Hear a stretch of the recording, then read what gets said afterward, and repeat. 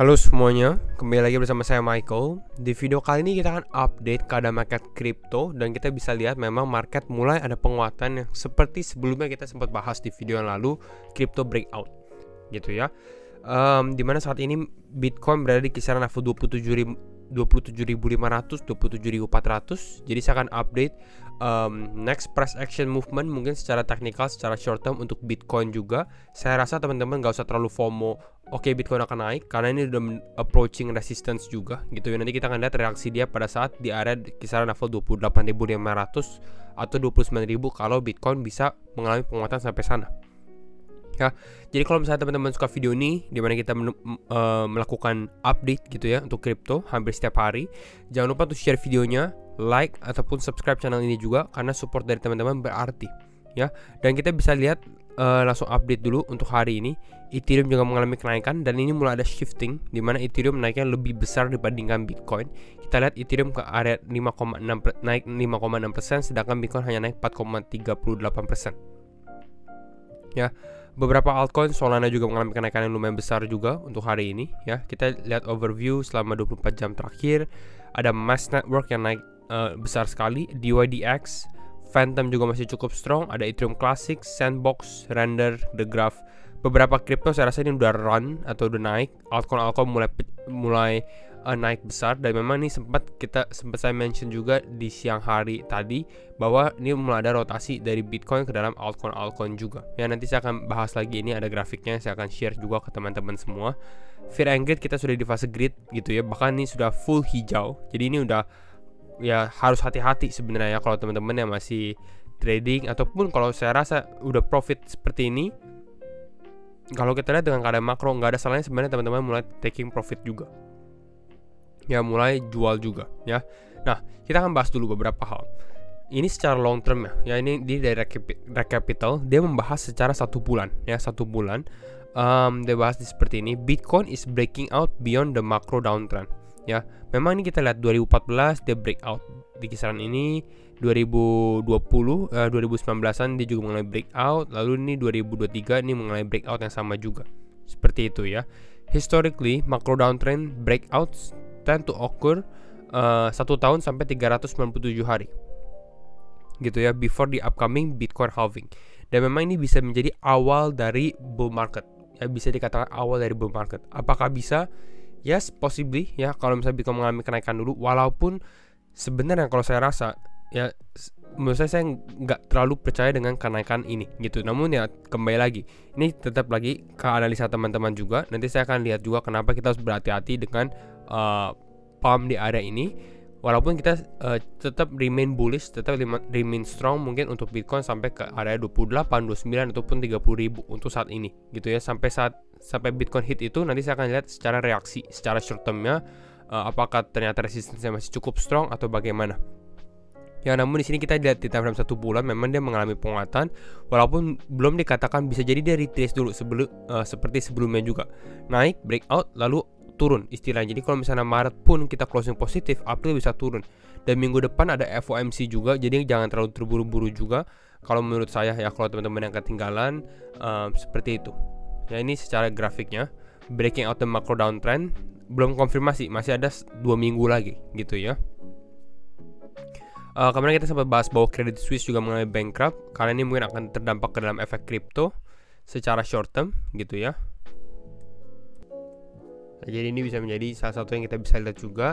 The Financial Times report that BlackRock is working on a takeover bid for Credit Suisse. Bisa jadi BlackRock mulai involve juga atau mungkin membeli Credit Suisse juga. Kalau kita lihat dari sini, kembali lagi Credit Suisse sedang bermasalah. Kita mungkin akan lihat resolve-nya dalam beberapa hari ke depan, khususnya pada saat weekdays gitu ya. Kalau kita lihat seperti ini.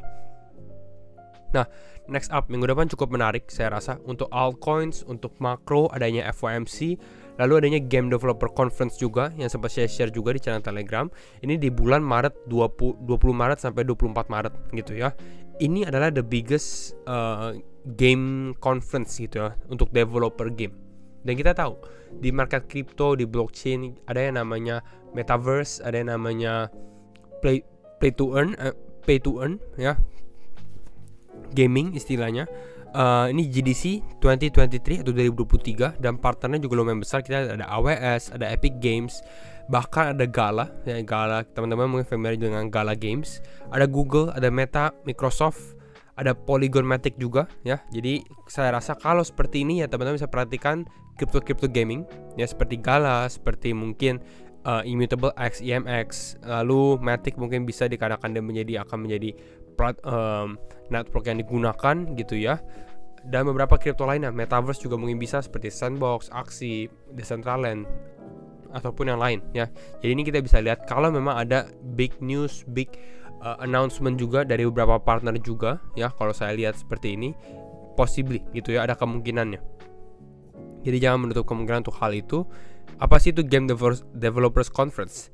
GDC atau Game Developers Conference adalah game industry premier professional event championing game developers and the advancements of their craft. Jadi lebih ke arah untuk ya industri game punya profesional, company besar ya gitu ya, untuk mereka kasih lihat apa yang mereka sudah lakukan gitu ya. Di sini bisa lihat the GDC Expo showcase the latest development tools and service from leading technology companies.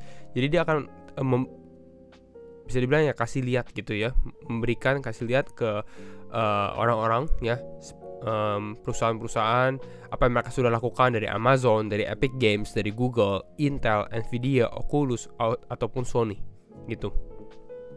Nah, next up. Nah, ini salah satunya juga kenapa kita lihat crypto pump ini atau kenaikan kripto ini atau kenaikan Bitcoin seperti ini belum tentu awal dari bull market ya. Secara reaksi ini dari Sheldon Evans, the Bitcoin whales have been selling you their bags. Ya, ini kalau teman-teman lihat secara on-chain, yang warna merah adalah whale address with 1k to 10k Bitcoin. Ini punya 1000 sampai 10.000 Bitcoin. Ya, dan kita bisa lihat dari bulan Oktober declining, mengalami penurunan gitu ya. Sedangkan yang Bitcoin address with non-zero balance, yang bisa dibilang seperti kita gitu ya, udang-udang teri-teri yang punya Bitcoin nggak terlalu banyak, ini mengakumulasi Bitcoin ya. Kita membeli Bitcoin sedangkan whale ini lagi dumping Bitcoin. Mungkin ini saatnya, mungkin mereka melihat ini potensi hanya sebagai rally doang, relief rally, dan mungkin mereka akan mulai akumulasi pada saat harga Bitcoin mengalami penurunan lagi, mungkin di bawah level 20.000. Kalau menurut saya sih seperti itu gitu ya. Di sini kita bisa lihat ya korelasinya, di mana yang whale mengalami penurunan sedangkan yang retail mulai mengakumulasi Bitcoin gitu ya. Tetap nggak ada salahnya sebenarnya untuk teman-teman dollar cost averaging juga, karena kita nggak time the market ya. Next up di sini adalah money flow ya di crypto. Makanya di sini kita bisa lihat dari Bitcoin mulai ke large caps atau kripto besar, dan kita bisa lihat kripto mulai ada kenaikan gitu ya. Phantom, Ethereum Classic, Sandbox juga lumayan naik, Stacks, The Graph seperti itu, Solana.